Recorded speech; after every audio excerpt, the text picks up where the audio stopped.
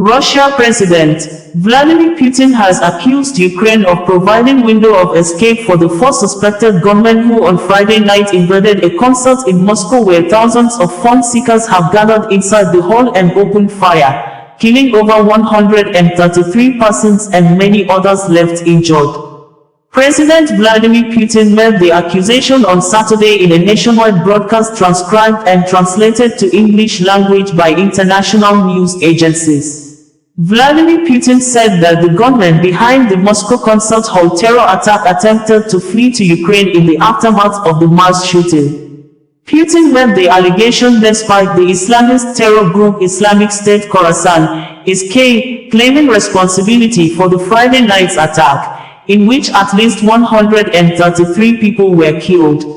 Ukraine denied any involvement in the shooting, which occurred barely 2 weeks after United States of America shared intelligence with Russian security officials warning that extremists had imminent plans for an attack in Moscow. Putin tagged the shooting and mass killing of the concert goers as a bloody and barbaric terrorist attack. President Putin said that Russia had intelligence which suggested Ukraine had prepared a window to allow the gunmen across the Ukrainian border. All four direct perpetrators of the terrorist attack, all those who shot and killed people, were found and detained. They tried to hide and moved towards Ukraine, where, according to preliminary data, a window was prepared for them on the Ukrainian side to cross the state border, President Putin stated in quote. On Saturday, images showed an automatic Kalashnikov assault rifle lies on the ground as officials from the investigative committee of Russia investigate the attack.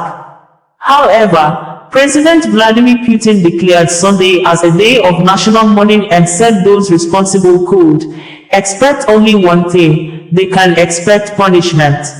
On Saturday afternoon, officials in Russia said at least 133 people had died in the attack on the 6,000-capacity Crocus City Hall in the western Moscow suburb of Krasnogorsk, making it the second deadliest single terror attack in Russia's history, according to close watchers.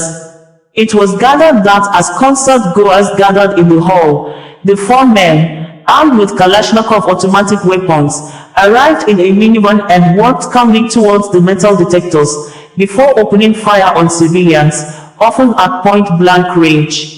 Russian investigators said the men began to set fire to the building during the shooting.